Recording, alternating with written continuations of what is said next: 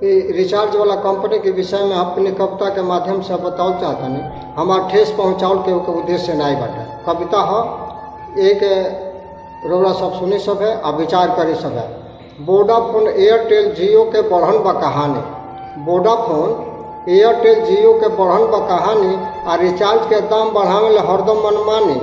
ये तीनों भाई केहू के नाई हलो हित, यही से रुपया पैसा में बालो सबसे ठीक। साल में 7 महीना होला 31 दिन के, विचार करी सब। साल में 7 महीना होला 31 दिन के आ इलो सगरी महीना बनाओ लो 28 दिन के। साल में 28 दिन के होला फरवरी, साल में 28 दिन के होला फरवरी। ई लोग के 28 दिन के होला दिसंबर जनवरी। ए पर ध्यान नहीं देने कोनो सरकार, ए पर ध्यान नहीं देने कोनो सरकार।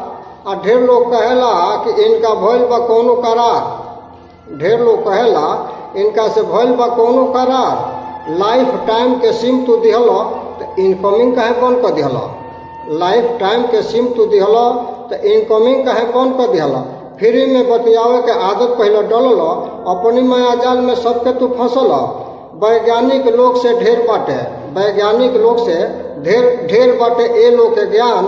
आ 13 महीना के बना दिहलो साल।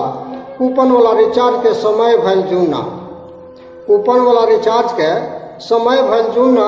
आ वही के दाम बढ़ाओ 8 गुना। जब 10-20 के रुपये कूपनवा मिलत रहे, 20 के हो गए तो 8 गुना 16 हो गए।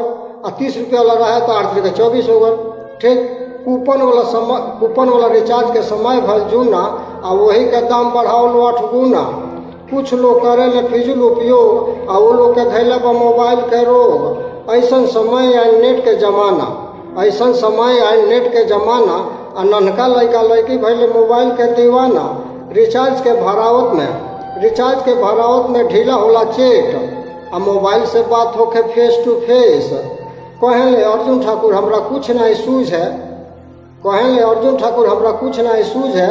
आइए विभाग से केहू ई बात नहीं पूछे।